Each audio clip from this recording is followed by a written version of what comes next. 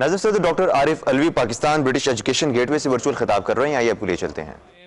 On the topic of rethinking and reshaping a resilient higher education system.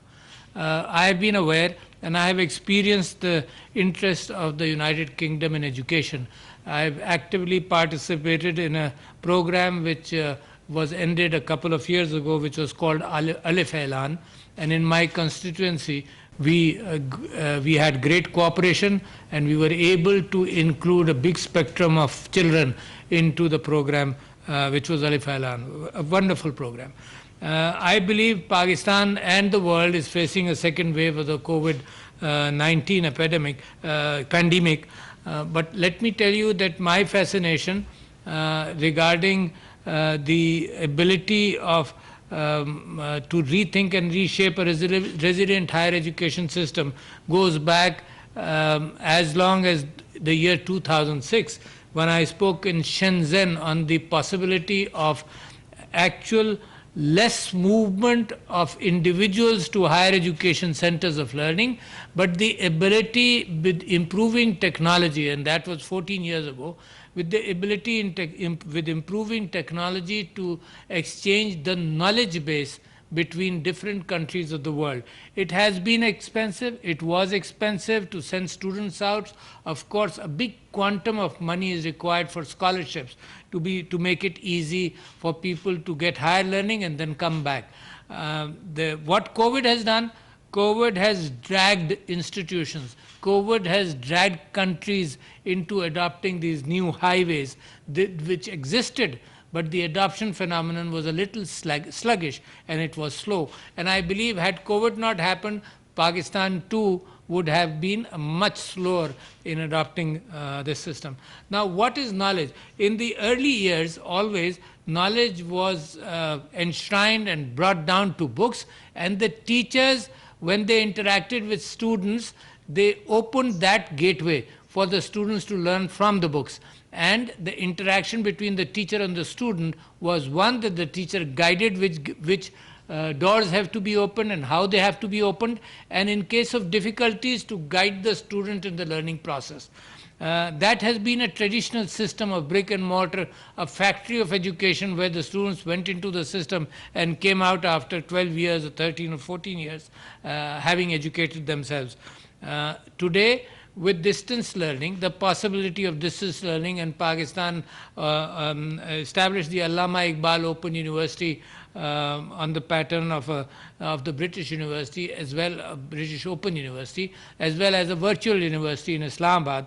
Today, what is happening is the possibility that all knowledge, instead of on books, which have to be printed and sent out and become static at the time of printing, this knowledge in the cloud is not static, is dynamic, and we need to give access to our students to this knowledge.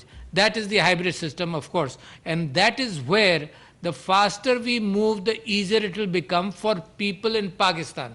The issue of people in Pakistan and people the rest of the world over is very different. We have to make education less expensive. We have to make education less elitist, because higher education has suffered elitism throughout the world. We have to make it less elitist. And the universities in Pakistan which are providing virtual education or open learning are much cheaper. For example, if you were to look in rupees, a private sector university for a bachelor's program can cost about 15 or 16 lakhs, and a public sector university may cost 6 or 8 lakhs, and a virtual learning university can cost about 1/4 of that cost. So that is something which Pakistan needs desperately to get into. The problems which we may face are the facts of, for example, the bandwidth which was mentioned, and I must congratulate also the Higher Education Council in the leadership of Mr. Tariq Banoori, and of course the guidance provided by Mr. Shafqat Mahmood, that we are quickly transitioning into an era where brick and mortar universities along with hybrid education or hybrid learning is going to change a lot. What happens in Pakistan, for example, on another context? We talked about women empowerment and women education. We also talk about the fact that a lot of people, after doing their intermediate or a 12-year education course cannot afford to have education and they go into employment. This hybrid education opens up the possibilities of the person doing a day job or a job, but at the same time to be able to learn. Now the problems in this hybrid learning and the problems after COVID, this was the era of pre-COVID is very different, but Pakistan headed that direction, and I was talking about it since a long time. But the issue here then becomes that a good thing about the situation is that the Higher Education Commission has come up with the policy on distance learning, and I think that policy is going to be very important. The access of the student with increasing bandwidth, with the fact that they should have devices, the fact that 4G is going to yield to 5G, but in Pakistan even 4G is not being fully utilized. But that is something which I have heard about all through the last about 12 months or 9 or 10 months. Even when I went to Gilgit-Baltistan and we went into the hybrid education, the universities and the students were having a problem with bandwidth, and therefore other measures needed to be taken. So what hybrid learning actually does is links the student to the knowledge base, but then, like Mr. Benouri also mentioned, that because it's a new system, the teachers needed to be educated to be able to handle this kind of system. So the teachers were also learning, but again, as mentioned, during the second wave, we are smarter, we are better in handling that, and the teachers are educated in trying to handle this. Now, once we guide the students and we open the doors of knowledge, at the same time, the teacher should be available at different times to be able to address where the student is not able to overcome difficulty which he faces. But the most difficult part is the ability to examine students through a system which is a combination of a physical attendance and a virtual presence. So what can happen, what is happening, COVID would leave a footprint on the education system entirely, and that footprint would be that even in higher education physical learning centers, there will be a quantum of learning abilities and faculties and the highways which have been created because of COVID to make it easier for knowledge to be exchanged and knowledge to be given in a very professional manner, whereby we create people and we create a situation throughout the world where people can learn easily. Now, the problem in examination, of course, examination has always been necessary, because if a third party wants to employ somebody, wants to use the skills of somebody who's gone through a system, there must be a way of certification of what has been done, what are his capabilities. So therefore that certification is definitely important even in these systems, and we will be learning on how to achieve those kind of certifications. Ladies and gentlemen, I believe that the cooperation which we have received from the United Kingdom through the British Council is excellent. I believe that because of the diaspora, that Pakistani diaspora in England, and when I was working with my party and every time I went abroad, people asked me what you could do, and this is, I'm talking about maybe 10, 12 years ago also, and I would tell them the world is getting smaller. This diaspora has cooperated thoroughly with Pakistan. Their hearts are in Pakistan. They want to do some contribution.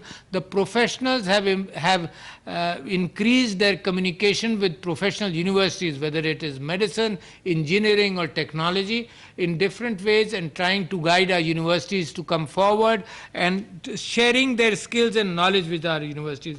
I think this is very important, and these are the links which we need to establish. I must appreciate the commitment of the British Council as far as education in Pakistan is concerned. I must appreciate their financial commitment, and I must appreciate the good cooperation happening between the Higher Education Commission and the Ministry of Education, and that the links and the encouragement which we can give the educated diaspora regarding this Lord Baron Ahmed spoke just a few minutes ago. I think that cooperation has to be increased so that we should make the flow of knowledge less copyrighted, much more free than ever before.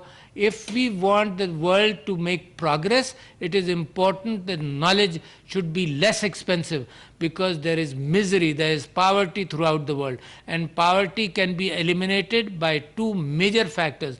One being ensuring the fact that our populations are educated and ensuring their health. So therefore, any premium on knowledge is something which Pakistan cannot afford. Pakistan is looking for ways and means to make a non-elitist. We have, during the COVID, we were one society as compared to other areas where we ensured the fact that our workers and our employees do not totally go out of a job, so we didn't go towards total lockdown. So Pakistan is gradually progressing and trying its best to establish a non-elitist society, a society in which we can empower our women, and the best way of the best contribution Pakistan can make through this kind of hybrid learning is to our women who can get educated, stay during times when they have to raise their family. Sometimes what happens, once they're out of the system, they stay out. But this interaction can ensure that they can continue their education during that time. If they're pregnant, they can continue their education after childbirth, etc. So this empowerment of women is going to be the mainstay of all our programs also. So ladies and gentlemen, thank you very much for the opportunity to speak to you, and I must appreciate the tremendously good work which is being done by the Ministry of Education and the British Council. Thank you.